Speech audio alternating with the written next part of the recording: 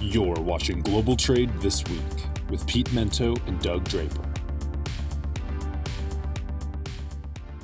Hello, everyone, and welcome to another dazzling edition of Global Trade This Week. I'm Pete Mento, and with me, as always, is Dapper Doug Draper.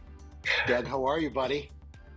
Pete, I'm doing well. Appreciate you asking. I was talking to Keenan offline. It's 41 degrees in Denver, and I'm freezing my ass off right now. That's madness. Yeah. Yes. It was in the 90s this weekend in New Hampshire, and now it's in the 50s. And I'm okay with it. I prefer it chillier. Is it going to snow on you guys tonight or something crazy like that? I don't know. No, hopefully that's done. And I'm not a big fan. I'm done. Give me some. I need some pool weather. Let's go. Are you done with the skiing yet up there, or is that still happening? You know, I actually went skiing on Sunday. Oh, wow. Yeah. And so it's one of those deals where you can check it off and say I skied in middle of May, but it wasn't any good. It was thick and heavy and a gazillion people trying to ski and navigate exposed rocks and bushes and stuff. So we did 2 runs and got the hell out of there. So it wasn't that great. Oh, Colorado. Yeah, Doug. That's kind of a first world problem, I think, right? Skiing sucked. I had to go home. Yeah, you poor thing. I spent most of my weekend indoors. So, I'm not a guy who likes a lot of wicked heat, which is crazy because, I love the South, but I spend most of it indoors, to be quite frank. Mm-hmm. So yeah, living someplace where it could be snowing in June, I'm not okay with that, buddy. Yeah. Well, hopefully it won't snow in June, but we're done with that. But what we're go, bud. So hit me with topic number 1. I know you got places to be, people to impress. Yeah. So what do you got, buddy? All right, this is a good one. I saw this the other day, and I'm like, this is perfect. I'm so lame. I see stuff, and I'm like, that would be perfect for Global Trade This Week. And my wife looks at me and says, "You're an idiot." So this is one of those moments, but it's too good to pass up. So this one, Pete, I think I'm going to have to start off by saying you need to listen to your Mother Earth. So this one is about awareness. But the thing I saw is that will the increased awareness of climate crisis and environmental impact kind of change consumer buying habits related to e-commerce? And I think the answer to that is yes. And what I mean is that more and more buyers are paying attention to companies that are providing sustainable delivery options. And although consumers have limited direct control, they can select companies that are embracing climate change, reducing their carbon footprint and whatever. And I think that people are going to buy and use and engage with companies that are supporting that. So I think you're going to see that quite a bit more. The 2 things that popped in my mind when I heard this was, number 1, watch out for greenwashing, which is a term that's been brought up where, and we talked about it before, Pete, where it's all about marketing. Hey, we're green, we're eco-friendly, we love Mother Earth, and it's more of a marketing pitch than any substance behind that. So I think, hey, business is business. People want to sell their product and their widgets. And so I think there's going to be a little bit of greenwashing where companies are going to hype it up, but they may not be really doing anything. So I think consumers need to look for that. But the other thing that's more related to global trade and our topics here is I think there's going to be some cool technology that's going to come out, some log tech, if you will, that's going to allow the consumers to choose when they choose when their delivery will arrive.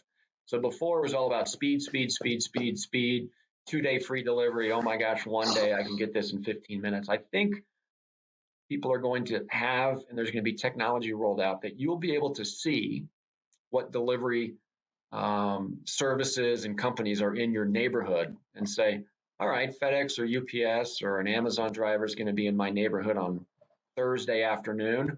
I think I'll throw my package or request my package to be delivered at the same time because that driver is going to be across the street or down the street. And so by not having that truck or van come in specifically for me down that street, let me throw it on with somebody else's stuff that's in my neighborhood. So that log tech, I didn't do a whole lot of research on it, Pete. That technology may be out there. But again, that goes back to the sharing economy, where old farts like you and I are all about not sharing data, where the new generation is embracing the collective is better than the individual as far as sharing data. So I think that's going to come into play where like, hey man, as long as I get it this week, whether it's Wednesday afternoon or Friday morning, if I can glob that on to some other delivery vehicles that are in my neighborhood to help reduce the carbon footprint of my delivery and my purchase, I will sign up for that.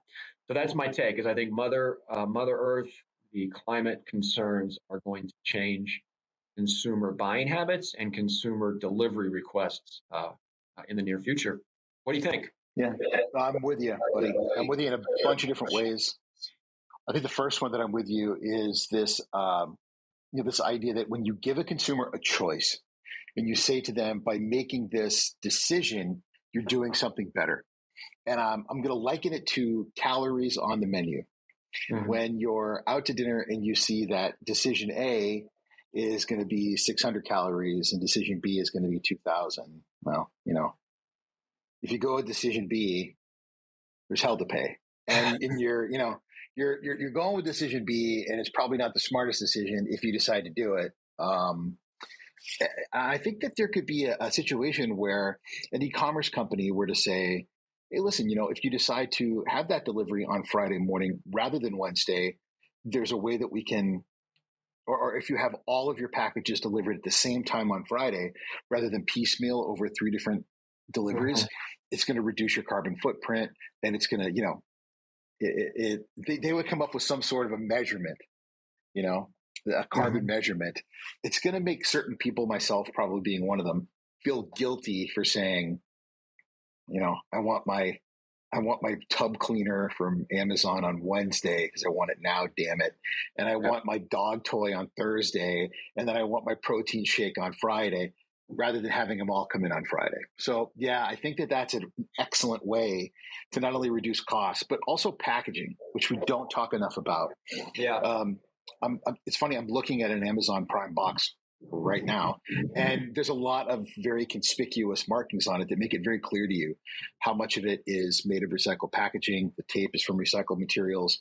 A lot of this e-commerce stuff that we get today, that make it very clear to you that so much of it comes from recycling. So I think you're going to see that also in every part of the delivery, the vehicle itself, how much of the vehicle is made from recycled material, all the way through it. So yeah, Doug, I couldn't agree more. I think that as companies are put under more and more regulatory pressure to do more about their carbon footprint, they're going to push a lot of that back on the consumer, who will take an active part. Many people will take an active part in trying to do more to help the environment. Yeah, cool. All right. I'll flip the script, buddy. What you got for topic 1? Yeah, topic 1 for me is interesting and timely. President Biden is in Asia to deal with the Quad. Sorry, I just can't. I can't take it seriously.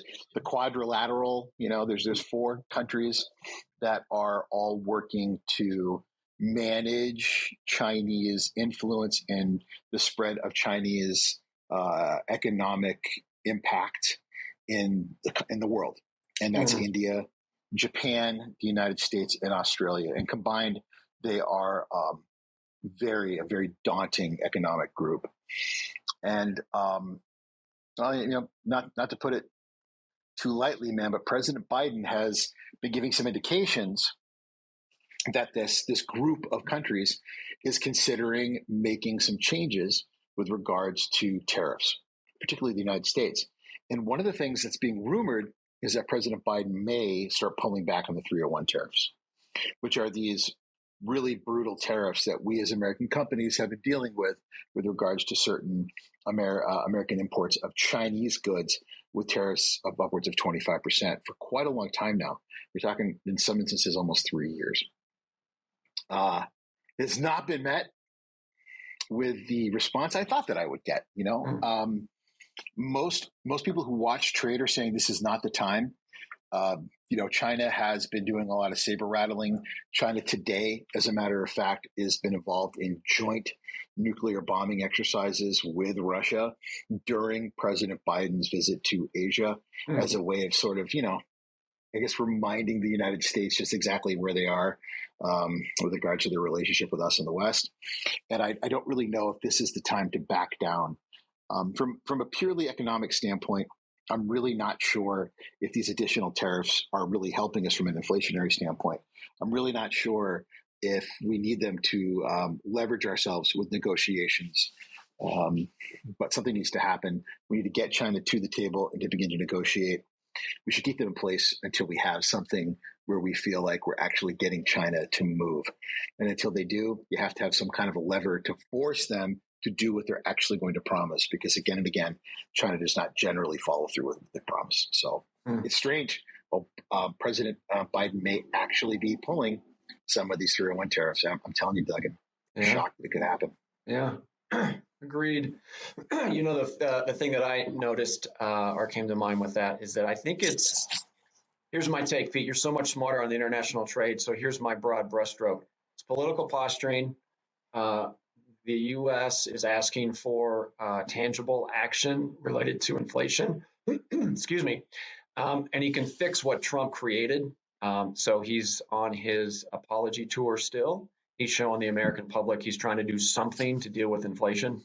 And I think he's going to come in and say, we're kind of the good guy because we're trying to help out. So if something funky goes on with Taiwan and we need to react in a certain way, the U.S. can be like, hey, look at all this good stuff this goodwill we were trying to bring to the table with China.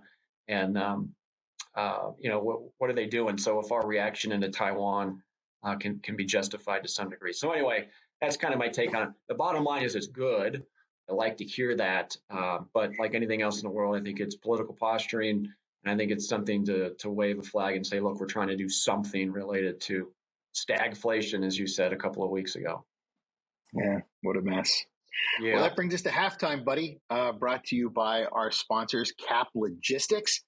For our viewers and our listeners to learn more about the good folks that bring all this content to you and the magic fingers of Mr. Keenan, who makes this show possible, you can learn more at caplogistics.com. Halftime, bud, where we just sort of give no agendas and we talk about what's on our mind. Talk to me, Doug. What do you got for us? All right. So this is an interesting situation going on in Kingsland, Kingsland, Arkansas. And if you did not know, that is the birthplace of the man in black, the one and only Johnny Cash. And in that town, on their water tower, is a silhouette picture of Johnny Cash painted on the water tower. And somebody recently shot a hole in the crotch area of the silhouette on the water tower. And there's been a steady stream of water flowing out of it, giving the impression that the man in black is peeing. So, first of all, it's truly comical. I'm sure you can go online and Google it and see some pictures. But it's costing the town $200 a day in lost water. There's low water pressure in the city, and the mayor says it's going to be about $5,000 to fix it. So anyway, I know you're a big fan of Mr. Cash. And I saw that one. I'm like, I got to bring it to the table. So anyway, we're popping holes in water towers to make Johnny Cash look like he's peeing. So there you go. What's great, Doug, is Johnny would think this was hysterical. Yeah. So he probably would not like a water tower with his picture on it. But I bet he would think this is hysterical. So, good for him. I hope they catch the little snot that did this. Oh, they caught him. Oh, they did? Yeah. Oh, excellent. Yeah. I'm sure he does. The fact that you and I are talking about it on a podcast,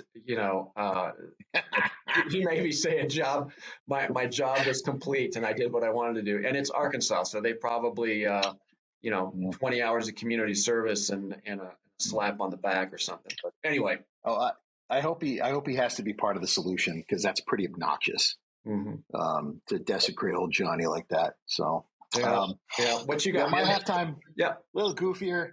So I take a lot of flack for this one from my family. I have an irrational fear of dinosaurs, Doug. I don't know if I've talked about this before on the show. Yeah. I'm afraid of dinosaurs, buddy. I have been since I was a kid. I don't know why. The idea of big man-eating lizards walking the earth just sort of scares the bejesus out of me. And I don't like Jurassic Park movies. I went to see one of them. I don't know which one it was. And I went with the kids, and I sat there. I'm being very honest, like terrified. Even though I know none of it's real, that there weren't any real dinosaurs, it scared the shit out of me. So I hate them. And now there's all of this talk. There's a new one that just came out, and I guess they chase them all through real cities. And I know you're laughing at me right now. I know you are. It's okay. Yeah. It's like people who are afraid of clowns. I think that's ridiculous too. But scientists do not believe that we are anywhere remotely close to being able to clone dinosaurs from their DNA. It's just scientifically, it's just too far from ever happening. But Doug, you ever really want to terrify me? Take me somewhere where there's like old dinosaur bones or something. Yeah. It really gets to me. I'm just being frank with you. Mm-hmm. I am terrified of dinosaurs. Well, I was thinking while you're talking, that picture behind you looks like a couple of people trying to fight off velociraptors. So hopefully you'll look at that. Well, picture. I will change the channel.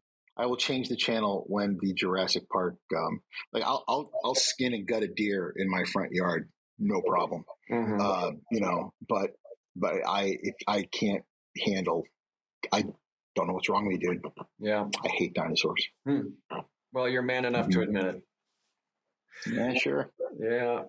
All right, man. Here's my topic too. This is flipping over to the transportation side of the house because global trade this week covers all kinds of topics. We dabble in the politics that we did a minute ago, but this one's about trucking. And this is the season. Summer season is for truck inspections. And with different entities and groups out there doing random inspections and random testing for the safety of trucks, trailers that are zipping down the highways. So similar to like the heat is on for drunk driving type of things during the holidays, same kind of thing. But they're not looking for drunk drivers per se. They're just making sure safety equipment is intact. So we just got done on May 17th through 19th. The Commercial Vehicle Safety Alliance did their inspection. July 10th, Operation Safety Week. And then I think end of August is Brake Safety Week. So all that's important for really the main reason is that, as we all know, the average fleet size out there is relatively small. You and I see the Swift trailers, the Schneider trailers, Prime. The vast majority of truckers on the road have five drivers and trucks or less. And so kind of the prevailing thought is, well, that's a hell of a good time to take a vacation because you may not be in complete compliance. And so, hey, I'll just stay off the road during these weeks and go from there. So it sounds like that could be problematic, but here's the statistics that I read, Pete, is that during these inspections, the month prior and the month after, trucks are safer. There's more people making sure their trucks are in proper condition in case they are inspected. So even though people do eject and take a vacation, quote unquote, the vast majority of folks out there are complying. They're making sure that their rigs and equipment and drivers are safe. So even though folks are ducking out, it does help. And the bottom line with these small truckers, Pete, is if the wheels ain't turning, you ain't earning. So I don't know if 3 week-long vacations in the middle of summer is going to jive with somebody's bank account that has 5 trucks or less. So maybe it'll happen a little bit, but the ultimate goal is improve safety on the highways, and I think it works. And we got a whole lot of safety checks coming up this summer, so you can rest assured that things will be looking pretty good. Yeah, Doug, that last comment's really the important one.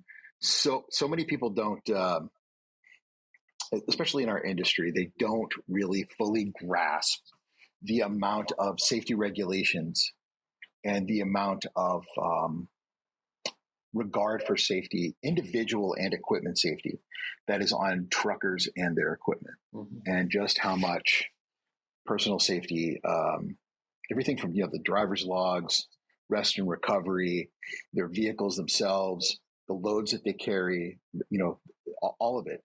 They are so deeply regulated, and all it takes is just one screw up, and they're done. You know, these guys, these men and women that are out there moving all this cargo, they can't afford to have a mark against them and end up losing their ability to earn, particularly in a market like this where they're kind of picking their price, you know? So I think it would be really poorly conceived to think that they don't want to be compliant. They do. And I think that that's just part of that old mentality that we've had as an industry to believe that they're an unsafe, uncaring, non-compliant group of professionals. They're not. Those two things don't go together, professional and uncompliant. We need to really stop thinking of people in that profession as being uncaring about safety, because they're not. It's how they make their living, and they take it seriously. Like any industry, there's going to be people that maybe aren't as forthright and aren't as focused, but the vast majority of them want to make money. They want to stay on the road. And I think we need to stop having that attitude that they don't, because it's just, it's not fair to them as an industry. Yeah. Good points. All right, bring us home, my man.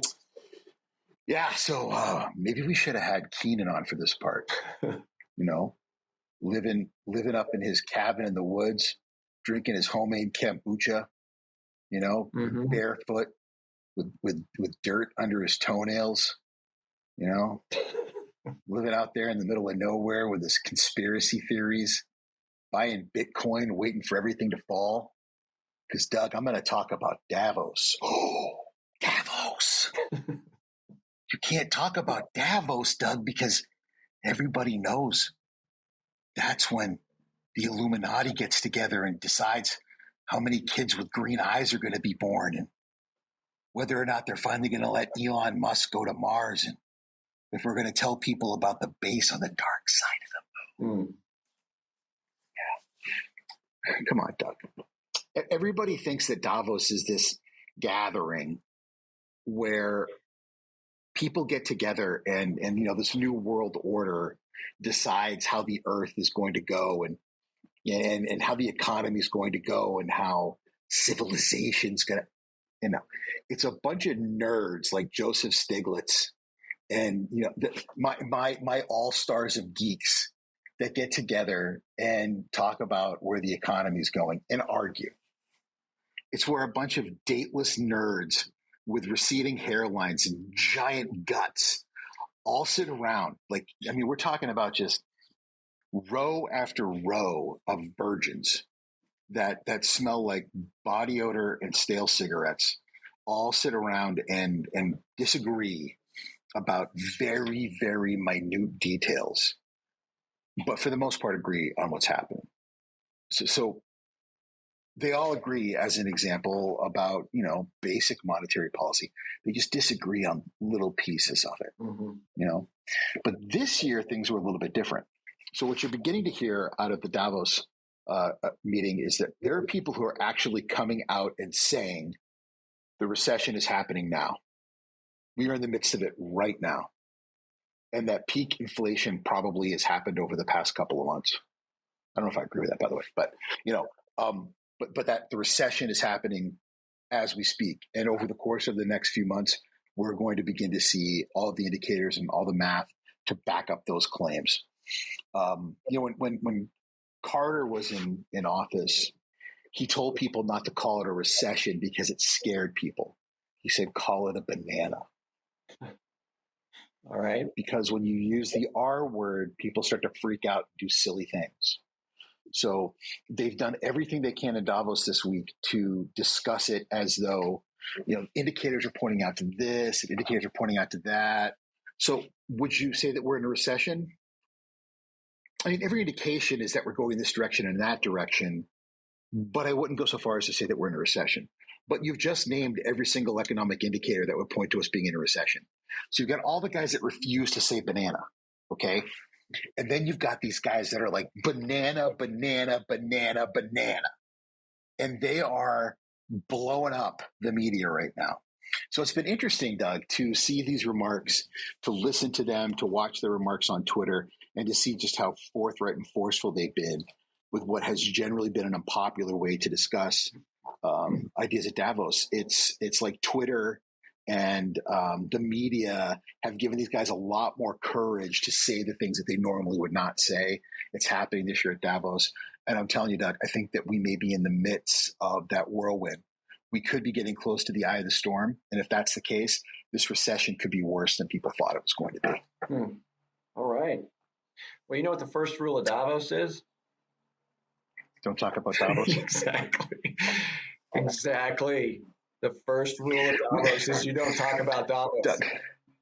Doug, when I was in grad school, we used to joke about Davos like it was, why am I forgetting about it now?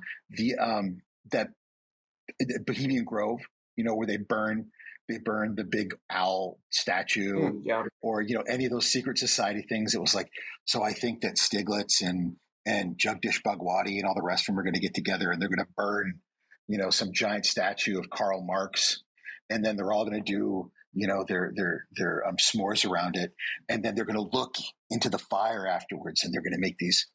They're going to conjure these images to determine what the next 10 years of fiscal policy should be. Like, we would joke about it. In reality, I think it's like Comic-Con for economists. They're all just, they're all hanging out. Do you think there are groupies at Davos? Do you think? I think next year we should go, Doug. I think we should go. Yeah. I don't know. I saw some of the agenda on there. They had 8 themes. 5 of them were climate and nature, job skills, society and equity, better business, and global cooperation. Like, what the hell does all that mean, right? Maybe there's a smattering of whatever, but it just seems like they needed to have a conference because they've been cooped up for 2 years, which I get it. The other perspective is what you have with the banana conversation. But anyway, it's fun. It makes a lot of a lot of splash and a lot of news right now. Doug, I want you to imagine me sitting in there with like a big old plug of Red Man, just like chewing tobacco with my Red Sox hat on backwards and overalls with no T-shirt on, like taking a pull off of Jack Daniels while it's all going on out of my Yeti cup. Just like raising my hand. Y'all want to talk about the backtrack of fiscal policy from the Obama administration, how that probably affected Ukraine? Like, I mean, just saying really crazy stuff like that would be hysterical. Yeah. Or Robert De Niro in Cape Fear, just that creepy laugh in the background where everybody's like, who is this guy? What's going on? So I'm covered in tattoos, so it'd be perfect. It wouldn't be too much different than that. Like, I'm eating pork rinds while everything's going on. I think we might be onto something, buddy. Yeah. Well, let's book our flights. Let's do it.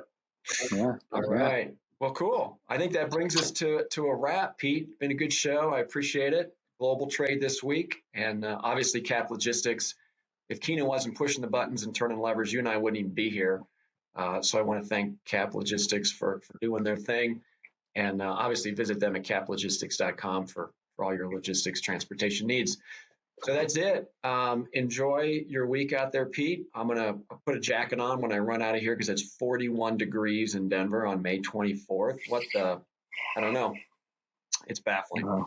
So that's it, my man. Thanks so much for participating this week, and we'll catch you on the next one. See you, buddy. Stay warm. Okay. Thanks, Pete. Take care. Bye, bud.